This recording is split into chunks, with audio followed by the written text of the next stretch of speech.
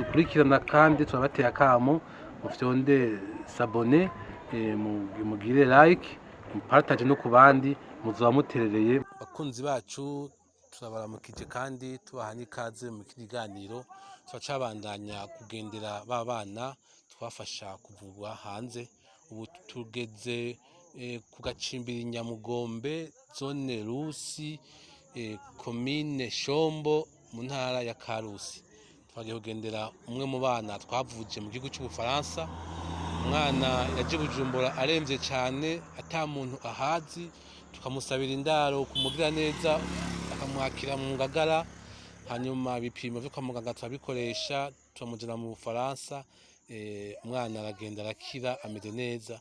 Tuje rero kuramutsa abavyeyi turabona n'umwana ameze, hama turabasavye mu fyonde kuri sabone mu bihanahane, hanyuma turakeneye na commentaire zanyu mutubwire ko bimeze. Turabakunda, turamukije abantu bose bakunze ko no rugendo ruba aha. Turavuga abindi diaspora muri Canada, bari Bujumbura, turavuga bari Gitega, turavuga station Sipebu y'Igitega, turavuga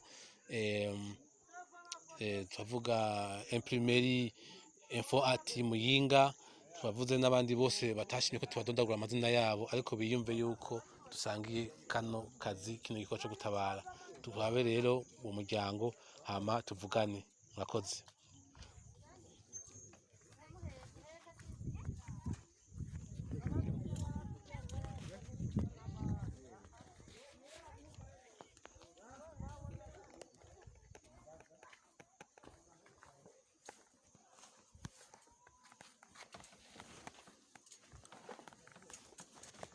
Ndakuramukije.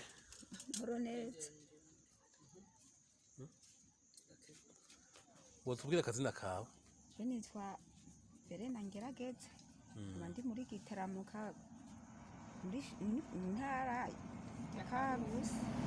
Yego, bisi heze mwarigeze kugwaza umwana yaragwaye iki? Mwamenye gute bagwaye? Yaragwaye ingora y'umutima. Twagiye kumuvuza mu Mutoyi. Ngiye kumuvuza mu Mutoyi, ndamuvuza igihe kitari gito nk'imyaka ishika nk'imyaka 2. Umuvuje y'imyaka 2 niho bamupima akavuga ati rero umwana ntazovurirwa ino, azovurirwa i Bujumbura. Je nararondeye ikuntu no muvuza birananira, hacaba umubibi araho niho aciye avuga ati wewe rondera amafaranga uzoze ndakurangira ahantu uza kumuvuza. Tuje Bujumbura. Hano rero twaronda ntangi Bujumbura. Warumaze kujayo? Oya se nibwa je narimwe.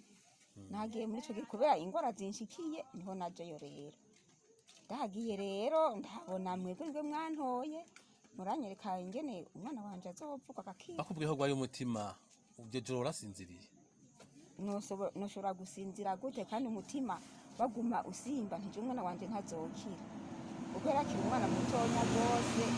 Hari mu mwaka uyuhembeya subiye umwaka je nk'ubu gute ntashobora kuvyishiramwe mu Kubuntu ntavyo nshobora kwishiramo. Ashabo isawa n'ukuri uwameze neza. Wasubiye kwa muganga ko baviriyeyo mu Bufaransa? Yego nguma ngenda. Oya ku muganga w'umutima? Oya naye mu Mutoyi naragiye barantumye ku Mutoyi ko bazungu bari baje simenye iyo bavuye, naje numva bantuma ngo ndamujyane. Hama ndamujyanye ndagenda ngiye baramucisha nyene kwirade baramupima. Bamupimye barambwira ngo ameze neza, ngo ubu ngo nta na kimwe. Baragize no kumushira kuri siporo bashaka biruka umuntu ari muto mwanya muremure gose bariruka.